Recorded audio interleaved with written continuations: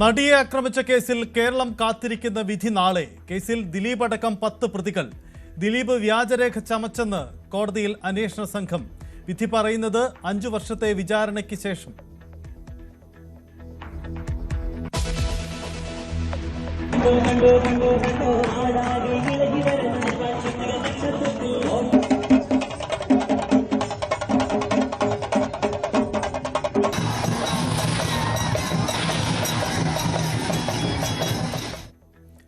ഏഴ് ജില്ലകൾ മറ്റന്നാൾ പോളിംഗ് ബൂത്തിലേക്ക്. ആദ്യഘട്ട പ്രചരണത്തിന് കൊട്ടിക്കലാശം. വിവിധ ജില്ലകളിൽ മുന്നണികൾ തമ്മിൽ സംഘർഷം.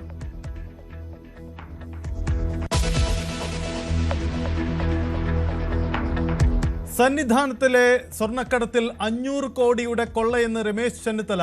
പുരാവസ്തുക്കടത്ത് നടത്തിയത് അന്താരാഷ്ട്ര വിഗ്രഹക്കടത്ത് സംഘമെന്ന് SITക്ക് കത്ത് നൽകി. രമേശ് ചെന്നിത്തലയുടെ മൊഴിയെടുക്കാൻ SIT. സന്നിധാനത്ത് ഭക്തജനത്തിരക്കേറുന്നു.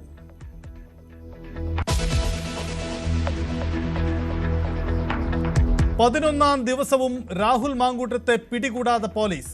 2ാം കേസിൽ മുൻകൂർ ജാമ്യ ഹർജിയിൽ നാളെ വിധി വരും. പരാതിക്കാരിയുടെ മൊഴിയെടുക്കാൻ അന്വേഷണ സംഘം.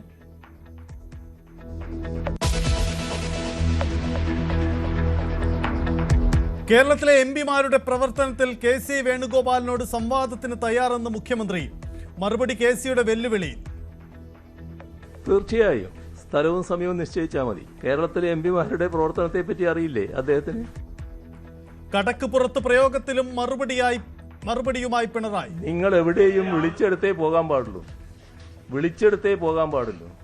വിളിക്കാത്ത സ്ഥലത്ത് പോകാൻ പാടില്ല കേട്ടോ. വിളിക്കാത്ത സ്ഥലത്തല്ല പോയി ഇരിക്കേണ്ടത്. അങ്ങനെ നിങ്ങളിരുന്നാൽ അവിടെ വന്നിട്ട് അല്ല നിങ്ങളൊന്ന് ദയവായി പുറത്തേക്ക് പോകുമെന്ന് ചോദിക്കുന്നതിന് പകരം നിങ്ങൾ പുറത്ത് കടക്കുമെന്ന് ഞാൻ പറഞ്ഞിട്ടുണ്ടാവും. അത്രയേ ഉള്ളൂ.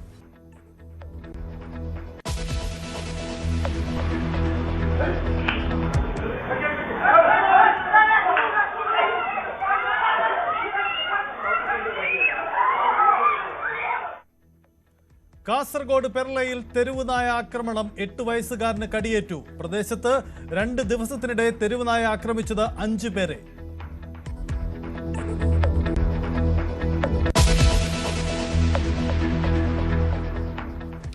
വിശദമായി കിടക്കുകയാണ്. കേരളം കാത്തിരിക്കുന്ന ആ വിധി.